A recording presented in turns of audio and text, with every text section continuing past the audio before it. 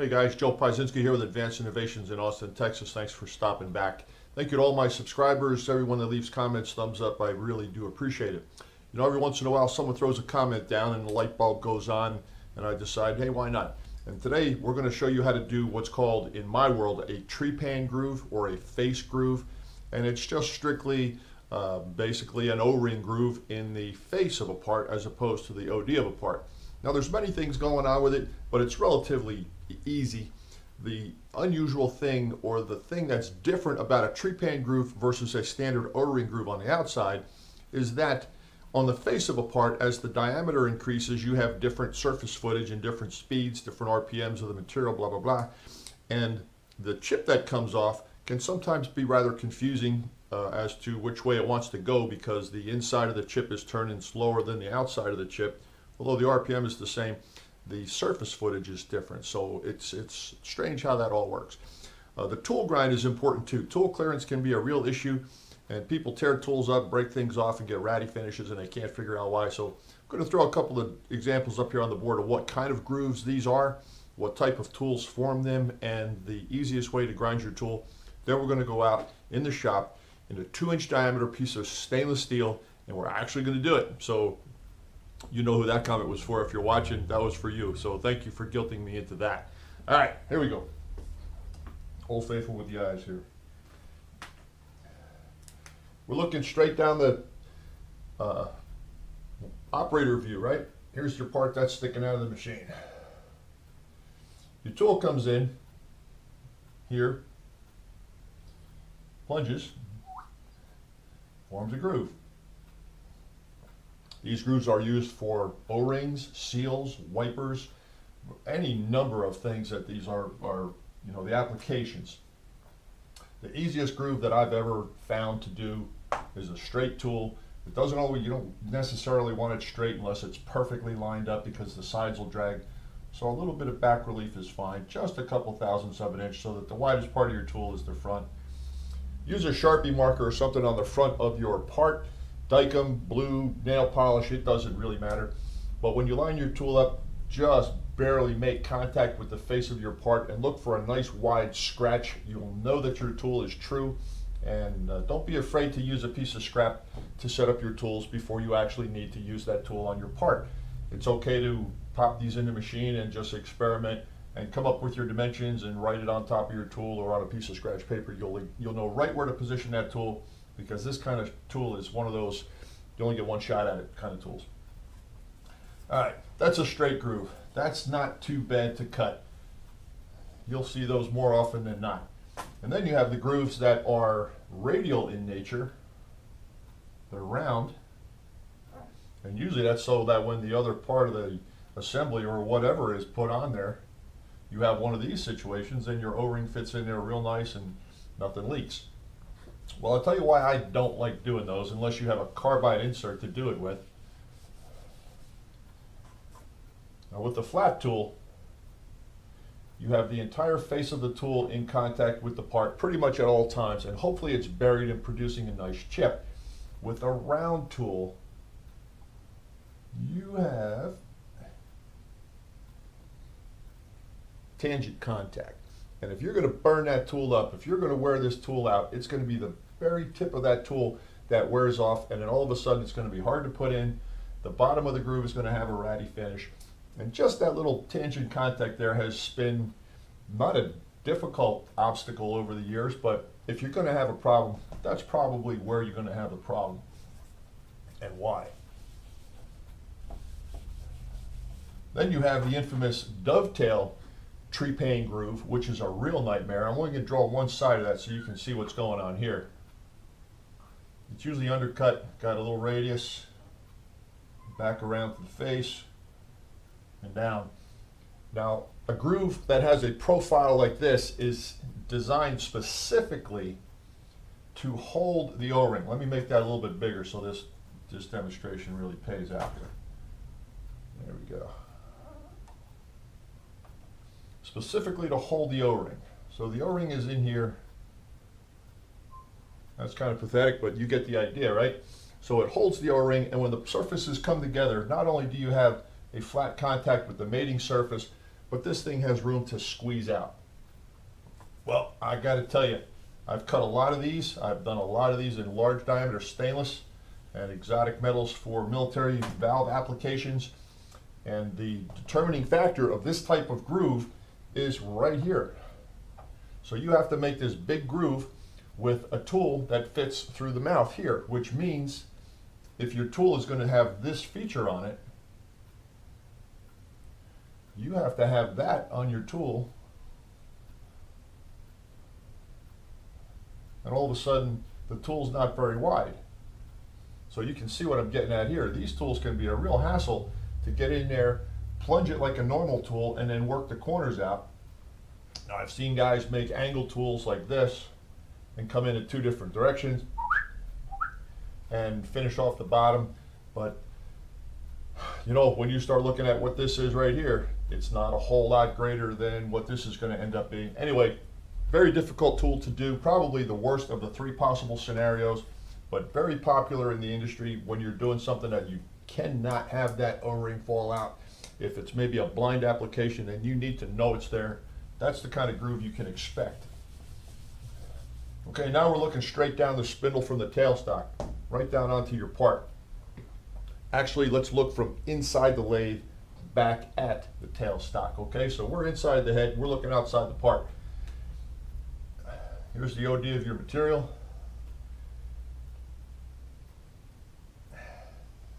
Now actually on a Trepan, some people may argue this. Let's say this is the groove in your material. The ID measurement is actually the OD of the groove, and the OD measurement is actually the ID of the groove. That's kind of confusing, but you have to put your caliper in here and draw it out and check this, and then you're going to have to do the dish mic or whatever you're going to use to check that ID. And so it's an OD measurement for an ID dimension. All right, let's look at the way the tool needs to be ground. The inside of the tool, let's say if the tool surface is right here, the material is going to fall away from the tool as soon as the tool starts to cut, because you have a diameter. This is very much like an OD application. The bottom of the feature is falling away, so the rake on the front of the tool can be relatively mild because the material does all the work. Okay, so let's say you have a couple degrees rake on the face of your tool. If you can see that, it's not very much. Now it's the outside that causes people most grief. They just don't even think about it. The material is coming right at your tool as soon as the tool cuts. So if it's a mild angle on your tool, the way the feature is coming around, it's going to hit the outside of the tool. So either radius the outside of your tool to get away from the inside of the groove, or make a very aggressive angle on it. So a Trepan tool is not symmetrical to look at the front, very rarely. Not in my toolbox anyway. So the inside of the tool bit can be just a couple degrees. The outside has to either be a radius that is smaller than the dimension on the print for the outside of the groove, or it has to be an angle that you know is going to offer clearance, because that material is going to come around and it's going to get the bottom edge of the tool. That's pretty much all I have to offer on the board. There's really not much going on with this tool. I'm going to grind the tool out in the shop, and I'm going to stick it up against the camera so you can get a good look at how I grind my tools. The material I'm going to be using is 303 stainless, and it's going to be a high-speed tool bit and a 3-jaw chuck, and let's see if we can get some good results. All right, let's take a walk out of the shop, take a look. This is the tool I'm going to be using for the demonstration. It is a high-speed steel tool, and if you're going to use high-speed steel, get a high-speed steel that has some cobalt in it. It's a little harder and it lasts a little bit longer, and just don't heat them up and turn them blue like you're starting to see down here, because then you take the temper out of the high-speed steel and it's more inclined to wear down and not hold an edge. So you can see the way the tool is ground. The outside edge of the tool, which is going to be cutting the larger of the 2 dimensions on the Trepan, is an aggressive relief away from the cutting surface. The inside is a little bit milder. The tool is not very aggressively raked on the top or the bottom. It's relatively straight, hopefully tapering back. I did grind this by eye, did not put it on a comparator, so we're going to see how it cuts. Got a little bit of a radius on the inside and outside edges. I'm going to take a stone to it, and then we're going to throw a chuck on this machine and we're going to cut some metal. You know, I just made a comment about the tool that I'm going to be using and stoning it before I use it. Now, when you grind a tool on a pedestal grinder, you're going to leave burrs on that high-speed tool, believe it or not. So pay attention to how you grind the tool. If you grind the sides first and then the top, chances are the burr is going to be plainer. If you grind the top first and then the sides or the face, the burrs are going to be standing up. So take a hard little stone. I have this little 1/4-inch mold stone that I've had for, oh my God, forever. And just dust the surfaces of your part and take any little loose hairs off, because they're going to fight you. If they're there, they're going to fight you. And you can usually feel them with your fingernail. So if you've never really noticed that, start looking at your tools before you use them. Well, we're about to put the chuck on this machine here, and engine lathe chucks can be relatively heavy. So don't be a hero and throw your back out or God knows what and hurt something else. Grab a friend, grab a pipe, you know, put a piece of metal through the center of it so you have two good gripping surfaces. These things, if you drop them, they're going to hurt the machine. They're going to hurt your foot for sure. And something that I've always done, right here, make a nest.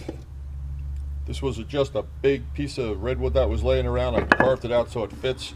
When my chuck sits in here, it hits my spindle spot on. So I'm going to drop my chuck in there, and we're going to show you how that works.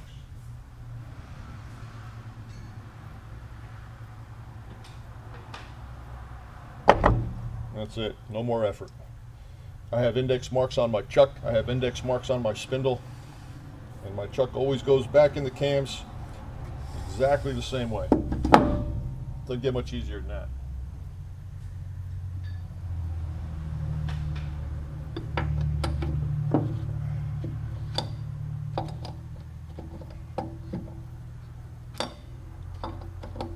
This is a 3-pin cam lock style chuck.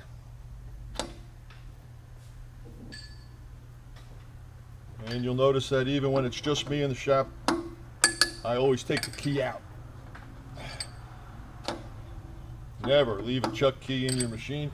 I don't care if you're tightening down your cams or tightening down your part, or if you're just turning around to grab a micrometer.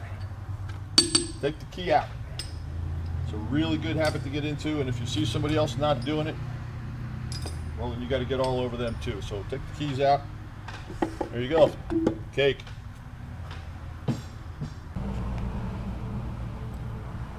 All right, I figured I'd walk you through the entire setup here.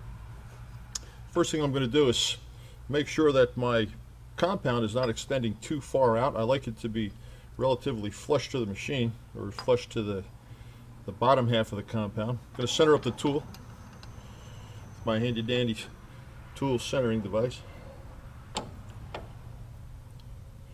Now before you lock it down for the first time, just get close, because inevitably when you lock this top nut, it's going to lift it. And don't ever tighten the top nut with the tool tight. I don't usually do that. I usually loosen it up before I tighten the top nut. That way everything does what it's supposed to do. Gonna kick it just a little bit more, bring it in. Love it. Now I'm going to back my compound off until these two surfaces are in line, because that's probably the maximum rigidity that I can expect. And if you have a lock on it, lock it down now. Don't let your tool extend out of the holder more than it absolutely has to, because that's just an opportunity for more chatter. Going to turn the RPM on relatively slowly, and I mean by like 175 RPM. I'm just going to mark up the part.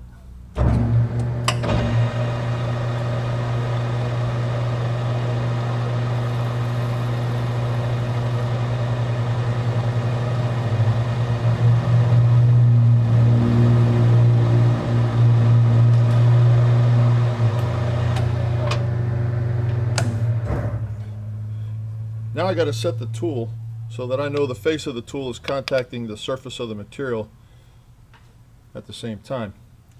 Going to step off for a second and grab an eye loop so I can magnify this area right here and see how close I can get my eye.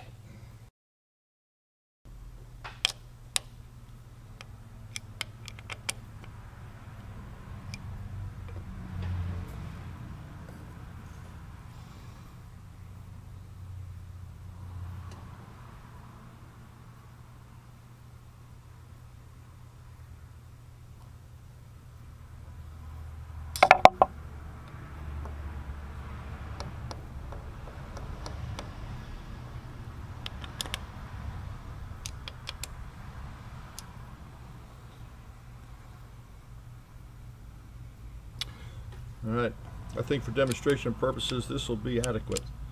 I'm going to tighten it down. Turn the machine on at just about the very same RPM. I'm just barely going to make contact with the surface of this material, and I'm going to look for a nice even scratch. The scratch that it leaves in the Sharpie marker is going to tell you how your tool is aligned.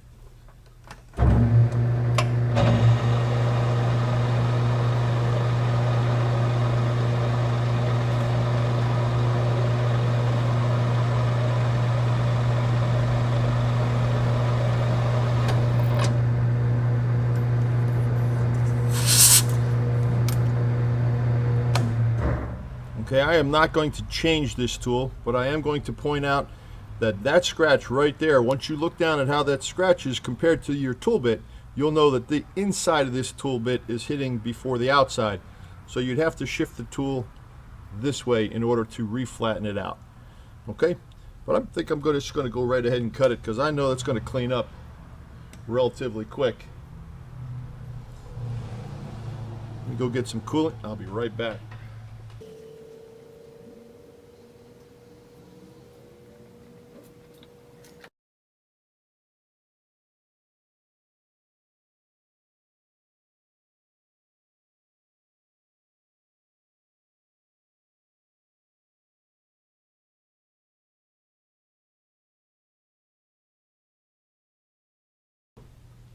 Okay, I'm a big fan of recycling soda cans for oil cups.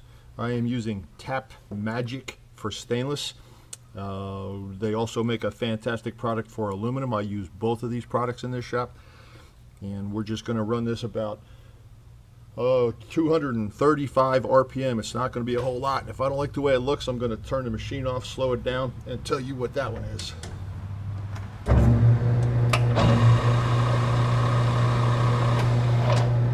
I would say that's about the maximum I'm going to want to run at.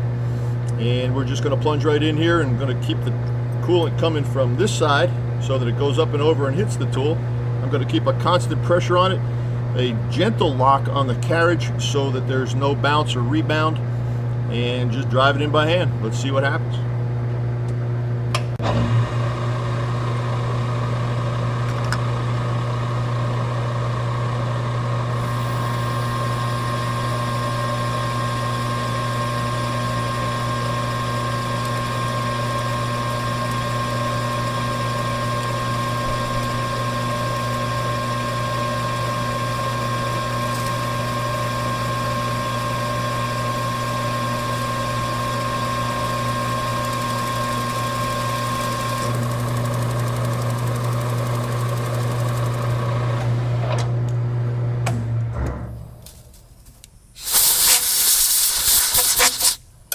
Alright, that is a 100 thousandths deep face Trepan 303 stainless.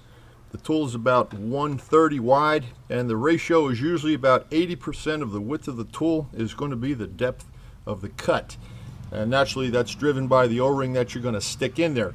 Make sure that the rectangular cross section of the material you just removed in your Trepan operation has the same area or greater than the cross section of the O-ring that you're going to stick in there, or it's not going to compress, it's not going to seal, it's going to pinch, it's going to cut it, and it's going to leak. Anyway, let's put a deburring tool in here, clean that up at a little higher RPM, and show you what we got.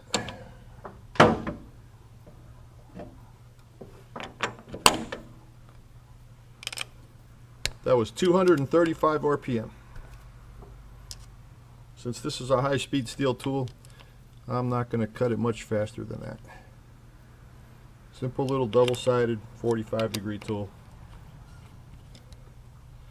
And this tool sees a lot of use.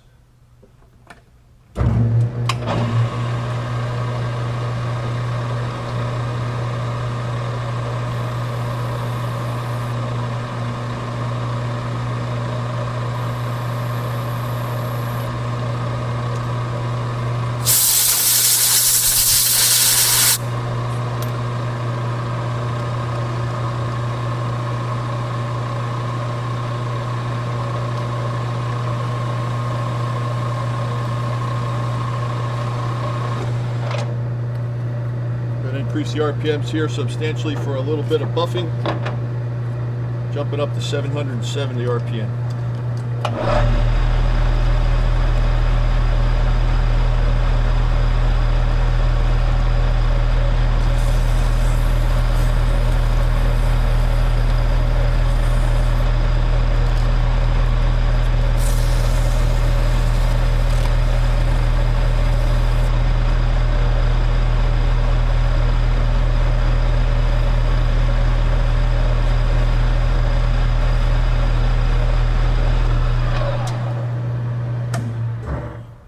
Alright guys, now very rarely when I run a Trepan in a part for an O-ring groove do I trust the initial plunge to give me the side surface finish that I'm looking for. I know the face will, but the sides I like to keep my tool slightly undersized and go back in for the ID, OD dimensional cleanup cuts and make sure that I have the surface finish that I'm looking for.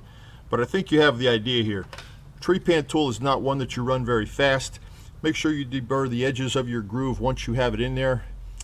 Calculate your rectangular cross section of your little block that you cut out against your O-ring, and it's just strictly the area of both. I'm going to make you look that one up online, and when you're done, take some emery to it, take the uglies off, take the sharp edges off.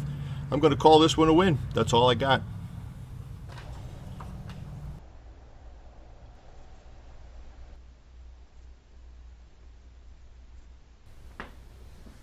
Well, that wasn't too bad.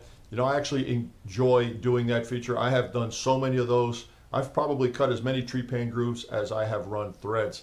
And when you're doing valves, that's something that you're going to come up against a lot. So make sure the grinds on your tools are in the right direction. Make sure your tool's true to your groove. A little corner radius on either side doesn't hurt. Make sure you deburr those edges on the outside with some type of break edge tool or a chamfer tool or whatever when you're done. Clean it up, make it shiny. Got to have a good finish down inside of a Trepan or a face groove because chances are it's a seal. So pay attention to the surface finish that's down inside there. Use lubricant, don't let the tool dry out, very important. Keep the pressure on the tool, and when you get to the bottom of the groove, like I showed, don't sit there, because the longer you sit there, the more rubbing you're gonna have and the more chatter potential. So hit it and get out. So it's the way it works. Anyway, I hope that helped. I hope you liked it. If you liked what you saw, subscribe, thumbs up. Joe Piezinski, Advanced Innovations, Austin, Texas. I'm out.